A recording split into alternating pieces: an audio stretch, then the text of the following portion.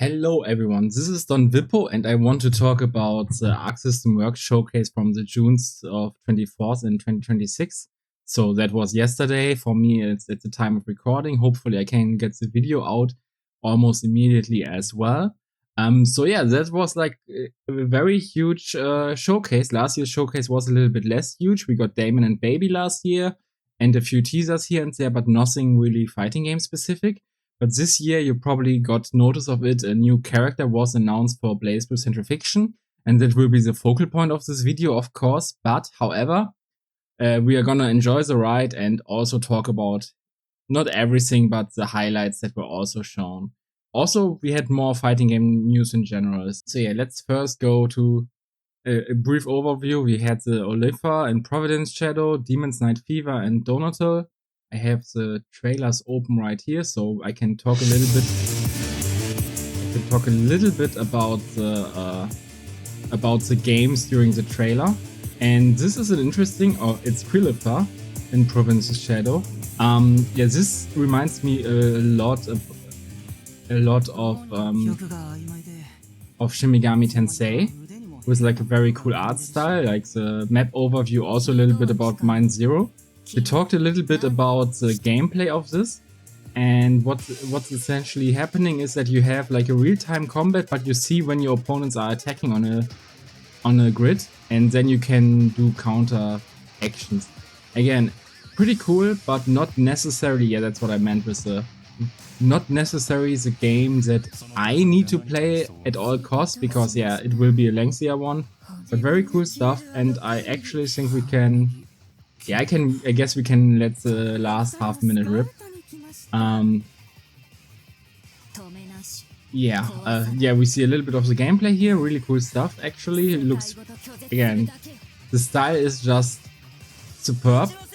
And honestly, this is like what Arc System Works has been trying to do, to branch out of fighting games. And I think it's probably good, because like, again, if you get people with games like these, then they might also go to fighting games. It's like a win-win situation for every one of us. My non-fighting game highlight of this show was Demon's Night Fever. And I should check the volume before.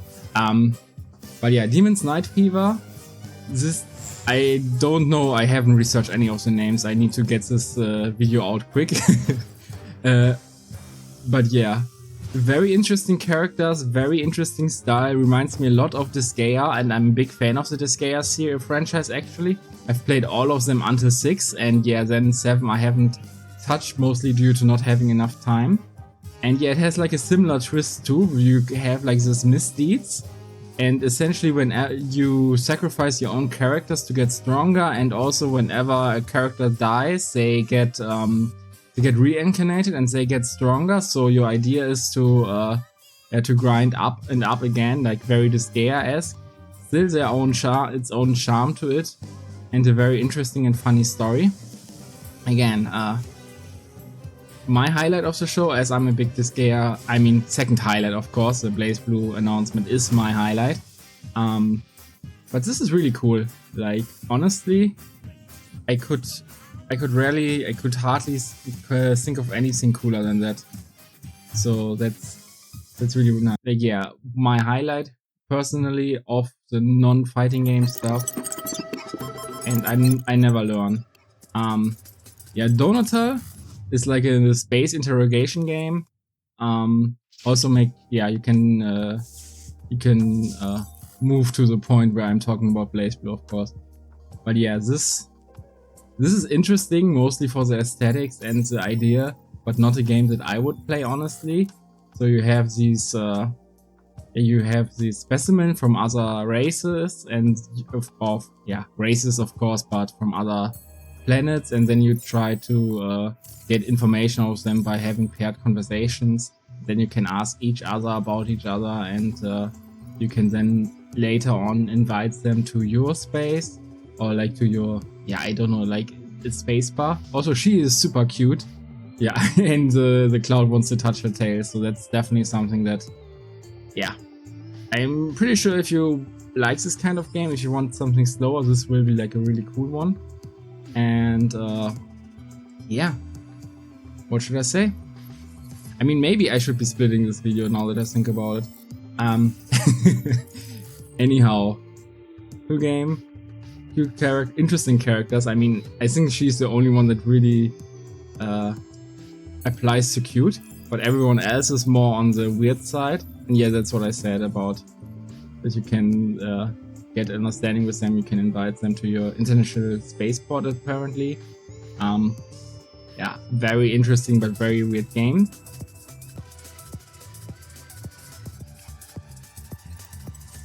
And yeah, you can wishlist now on Steam. I'm not sure if that's the case for the other ones. But yeah, that's like these trailers, and now we actually go to the fighting game stuff. So, I mean, they had like a very brief showcase of Marvel Tokon, but nothing really special. For Under Night Inburst, super short, they have like another reveal trailer for Zohar.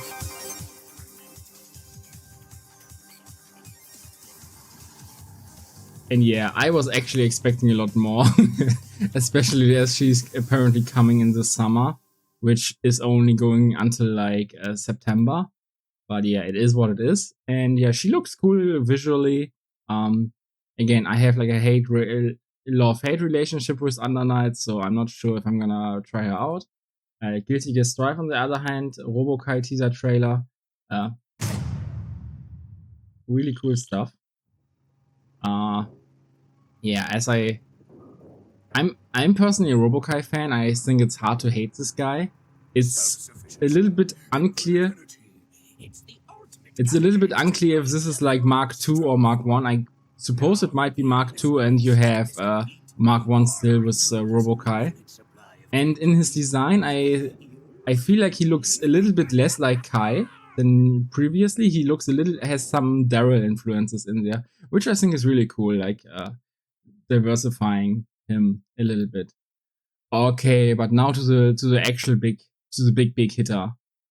We have Blazblue Central Fiction. This was a new character announcement, and it doesn't immediately read as one. So yeah. Essentially, this is what they had, and you were like, Blazblue? What are they showing to Blazblue? I was a little bit skeptical, because again, you see like people popping off and whatnot. I thought maybe they would just add it to, Arc World Tour and give it a little bit of a spotlight that way, or have like some other neat part where they have like, I don't know, maybe PS5 version or so. But no, actually this was like just a sizzle trailer to get you hyped, and the actual announcement came afterwards, because this is just like, yeah, lots of reuse footage from the intro. I think cut like a little bit differently, but not too much. And yeah, okay, that's where the character coming to Blazblue module coming at EVO 2026. So yeah, specifying it will be probably on Saturday. That's why I have to rush this video out. But yeah, more information here from the producer. I forgot his name, but he apparently was part of the Blazblue team in Central Fiction 2. Yeah, we don't need the double subtitles. Also like how they say Blazblue. We'll be adding a new playable character to the game. But It's yeah. been many years since this game released. We were able to make this new development happen thanks to the continued support of fans around the world who have kept the game But yeah, alive. essentially, Truly, I think they have been working on this for quite a long time. for this additional character was just settled Very recently, but I think that means like probably around the EVO announcement, that it will be at EVO, something around that. And like, yeah, this takes time. However, I wanted to share with everyone that we And they are sharing it earlier than so we've made this announcement without gameplay footage. they could. I'm sure you're curious who it will be.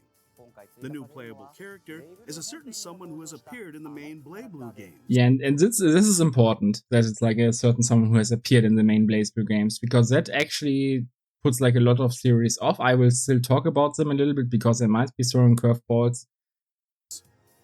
We plan to announce who this character will be during the world's largest fighting game tournament, EVO 2026, coming up this week. Yeah, and this is big. We will need more time before we can show you actual gameplay footage, but the team is currently hard at work to provide something that will live up to your expectations.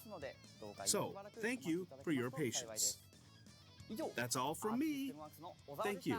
So yeah, and also before we go to the actual candidates, let's talk about other stuff that this might imply. Like if they are putting effort into creating a new character, that most likely also means that they might be doing balance changes. And for those, I hope they keep them like very, very brief, very little, just like giving the top tiers a slap on the wrist makes them less obnoxious and buffing like the low tiers. That would be my hope. Some people want more of a shake-up, and they might do more of a shake-up having the Blazblue history. They might also just do non-balance changes and all and just have a new character. That might also be possible. And then set up for like a new Blazblue version, maybe Blazblue Century Fiction Extend, or maybe a complete new Blazblue, and just have you hyped and have that and do the balance changes in there. I hope if they do a new Blazblue, that they keep the 2D art style. There might be a shot because, again, they have been doing mostly 3D, 2.5D, like 3D anime aesthetic with Guilty Gear Strive and every other game, Dragon Ball FighterZ, you name it, Granblue Fantasy vs. Rising, Marvel Tokon now. So I hope they go that path to say like, yeah, we want Guilty Gear and Blazblue to feel completely different. That's why we are going 2D with Blazblue and 3D anime style with Guilty Gear. And that would be really cool. Other than that, I'd like to have actual current gen versions of the game. I want to have like improved training mode. And improved PC port would be nice too. It has like lots of issues like random crashes, connection issues, and so on and so forth. Again, like the rollback is really nice, and I also think, having crossplay with consoles and then having the rollback maybe even more improved, that would be awesome. Anyhow, now the main attraction is who are we gonna get? So I'm gonna go from the likely ones to less likely ones. So the first one is Kajun Fakert. You might know her from the story modes. There was like an additional episode where she was in, and Mai as well. Apparently she is Mai's bestie, and also she works with Kokonoha. And she's the character who has been shown among them all. She's also been the tutorial character in Blazblue Cross Tag Battle. Like not playable or anything, but she was there to teach you the mechanics. So I feel like she's the most likely character or most likely candidate. And gameplay wise, you see it a little bit here.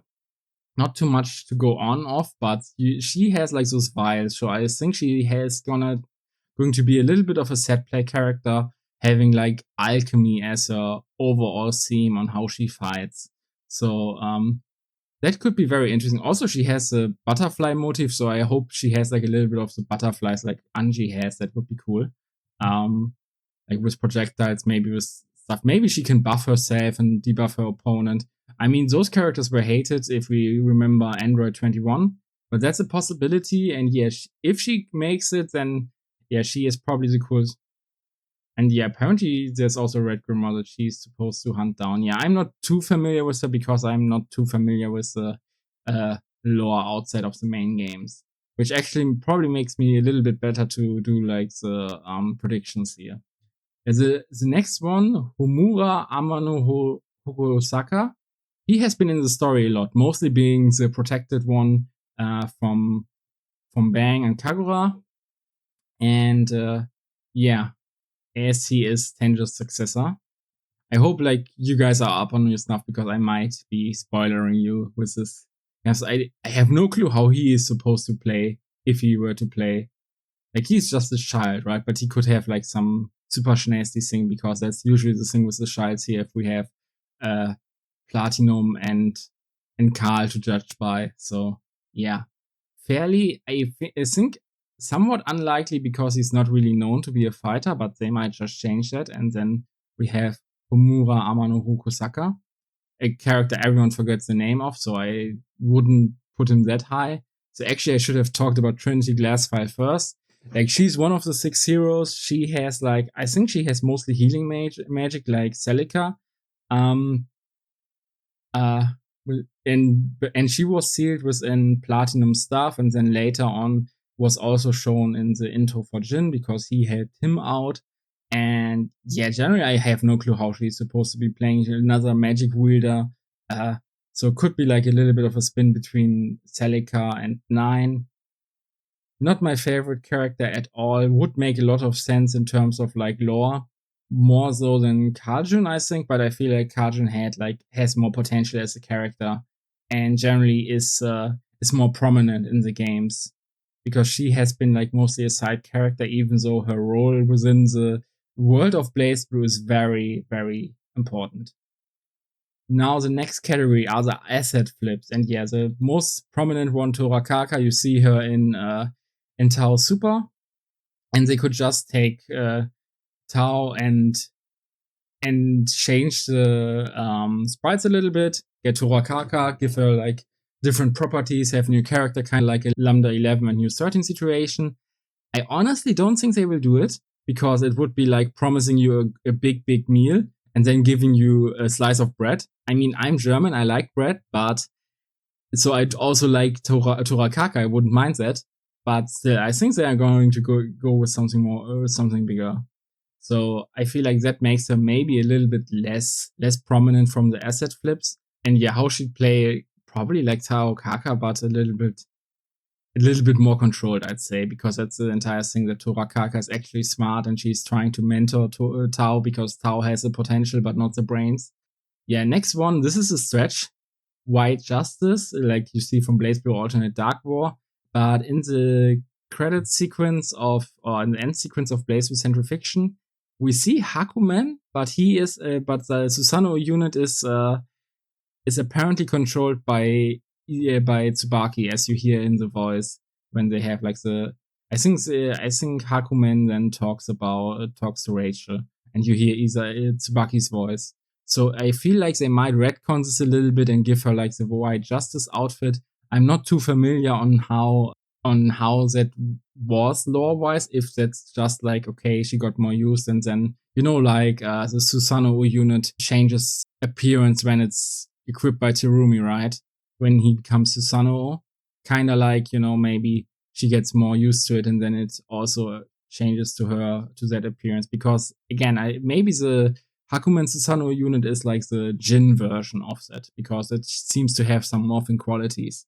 So maybe that's what's happening, and then we get White Justice as like a character with like a very that is somewhat of a curveball, lots of a stretch. But yeah, we are going on stretches ever since we moved away from Karjun and Trinity. I'm gonna say that much. So yeah, next one, Requel Alucard, and you see manga cover, or novel cover, so not that much.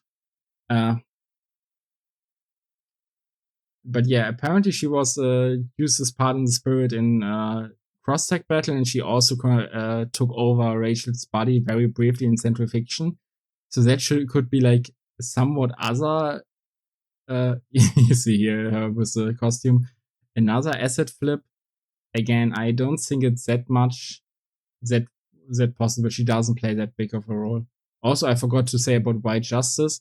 If they use this appearance, then yeah, they could draw over Isayoi sprites potentially and save time that way. And if they go with the Susanoo unit in Hakumen form, yeah, then that's a complete asset flip. So that would be less cool. Yeah, Blackwell, again, very similar appearance to Rachel, but I don't know if the gameplay would be that similar, so I don't feel it would be that much of an asset flip. It might help so speed up the process, because they first animate in 3D and then they usually drew on top. And if they continue that, then of course adjusting like a 3D model to something very similar takes less time than building it from scratch. And yeah, the same thing next for is Kazuma Qual. I feel like he's super unlikely. Some people have said or want him. Essentially another snake, essentially like the original body of Terumi, and yeah, he's wielding magic most likely, but yeah, I don't see this one coming, honestly.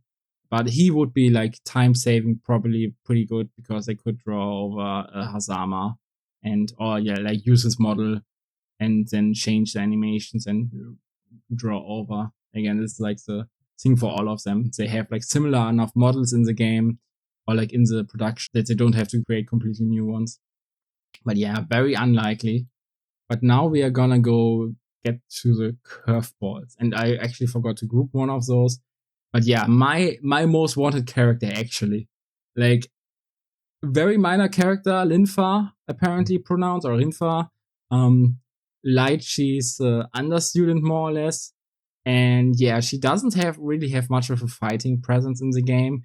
Apparently, she once punches Taiga and doesn't do anything, but she tries to protect Lychee. But that could be made as like a motivation for her to protect Lychee, to maybe save Lychee from herself, as Lychee is still trying to save someone who's beyond saving. So that could be really cool if that would be the way they go.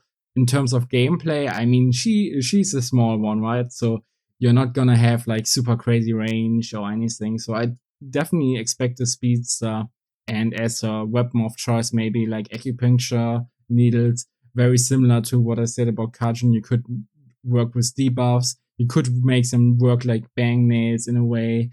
Of course, you could do anything else too. You could have them more like Hazama 6C or Hibiki knife throw. Also, yeah, I feel like in gameplay she'd probably be fairly similar to Hibiki or Bang. Maybe hints of Lychee.